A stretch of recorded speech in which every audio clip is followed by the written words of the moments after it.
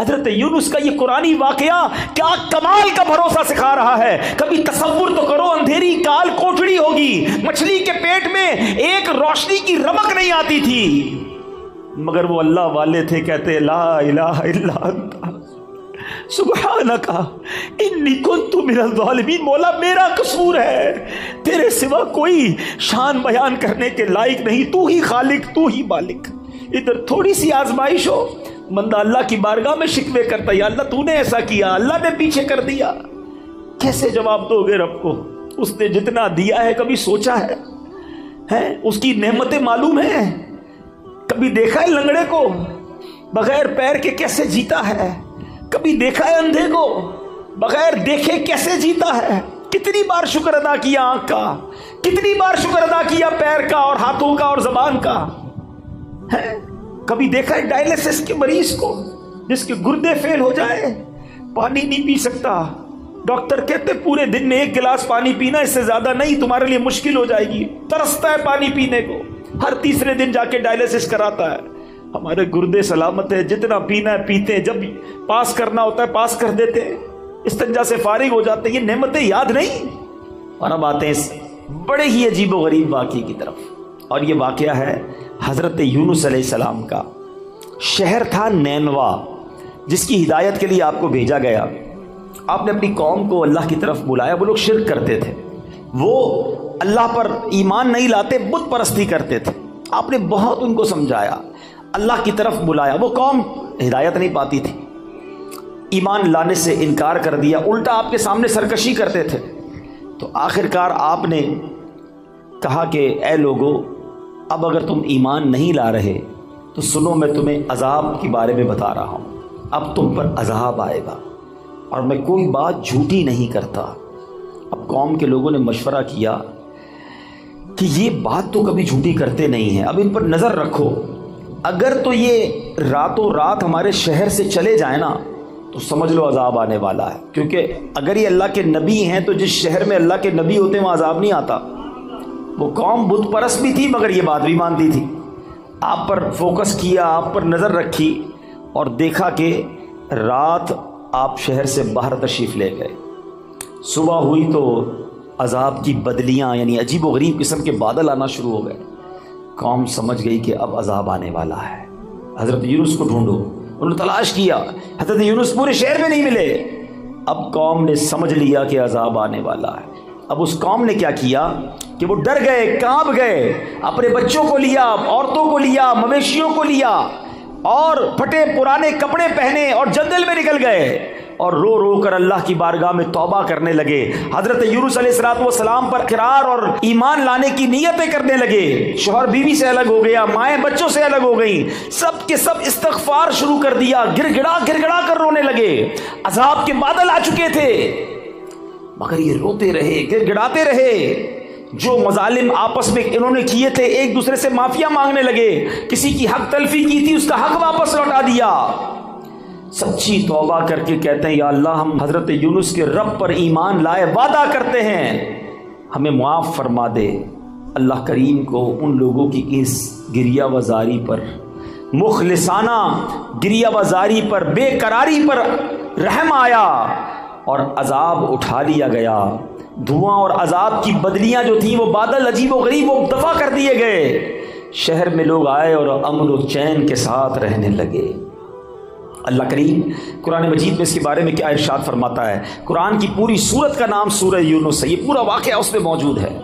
اللہ سورہ یونس میں ارشاد فرماتا ہے, تو ہوئی ہوتی نہ کوئی بستی کہ ایمان لاتی تو اس کا ایمان کام آتا. ہاں, یونس کی قوم جب ایمان لائے, ہم نے ان سے رسوائی کا عذاب دنیا کی زندگی میں ہٹا دیا اور ایک وقت تک انہیں برتنے دیا. یاد رہے کہ اللہ کی قدرت کا ایک اصول ہے کہ جب قوم پر عذاب آ جاتا ہے تو عذاب آنے کے بعد توبہ مفید نہیں رہتی, توبہ قبول نہیں کی جاتی. مگر یونس علیہ السلام کی قوم پر یہ احسان ہوا کہ عذاب کی بدلیاں آ چکی تھیں, مگر جب وہ ایمان لائے تو ان سے عذاب کو اٹھا لیا گیا. اب ماجرا یہ ہوا, اللہ کے نبی تھے, آپ کو بتا دیا گیا تھا کہ عذاب آنا ہے. آپ نے اپنی قوم کو بتایا کہ عذاب آنے والا ہے, خود چلے گئے تھے. آپ جب واپس آئے تو دیکھا قوم چین سے رہ رہی ہے, کوئی عذاب نہیں آیا. تو لوگوں نے کہا کہ حضور آپ اپنی قوم میں تشریف لے جائیں. فرمایا میں کیسے جاؤں؟ اب میں قوم میں جاؤں گا، یہ لوگ تو مجھے جھوٹا سمجھیں گے اور مجھے قتل کر دیں گے. میں تو ان کو کہہ کر آیا تھا عذاب آئے گا. آپ اپنی قوم کی طرف جانے کی بجائے آپ اس قوم سے دور سمندر کی طرف چلے گئے. کشتی میں بیٹھے. جب وہ کشتی آگے جاتی ہے تو بیچ سمندر میں جا کر وہ کشتی رک گئی. اس زمانے کے لوگوں کا یہ ماننا تھا کہ بیچ میں کشتی جب ہی رکتی ہے جب کوئی بھاگا ہوا غلام کشتی میں بیٹھا ہو. تو لوگوں نے کہا ایسا کرتے ہیں، قرآن دازی کرتے ہیں اور دیکھتے ہیں کہ کون ہے جس کی وجہ سے یہ کشتی رکی ہے. اب جب قرآن دازی کی گئی تو حضرت یونس کا ہی نام نکل آیا. اس قوم نے حضرت یونس کو ہی کشتی سے اتار کر پانی میں ڈال دیا، ڈبو دیا پانی میں. ایک طرف قوم بچھڑ گئی، ایک اور آزمائش کہ اب آپ پانی میں ڈبو دیے گئے بیچ سمندر کے اندر.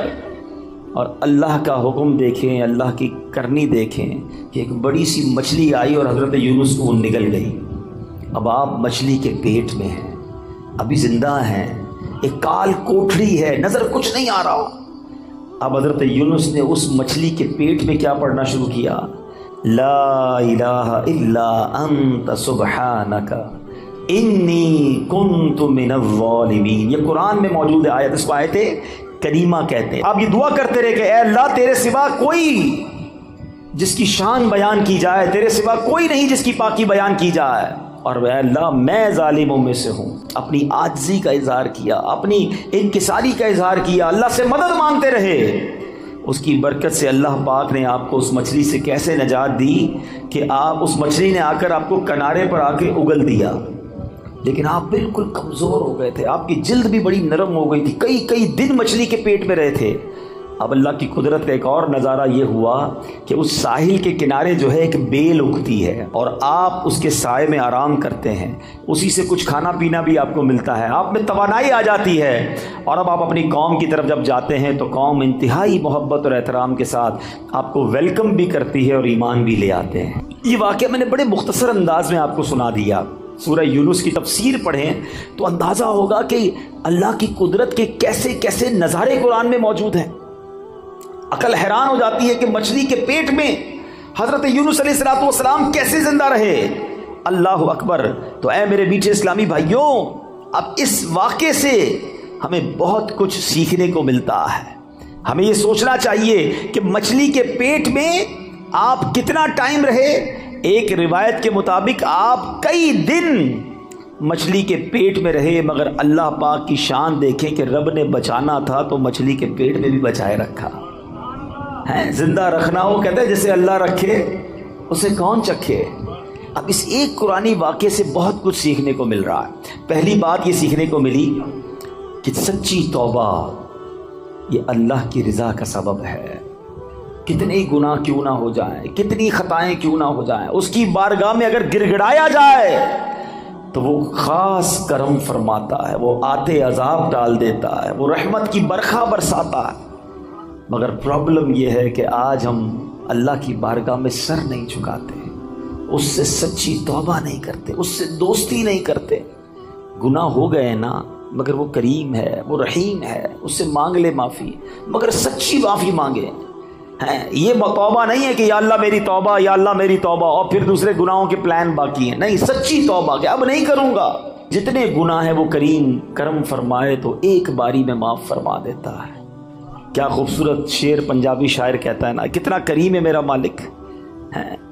ہک گناہ میرے ماں پیو ویکھے مینو عمری منہ نہ لاوے.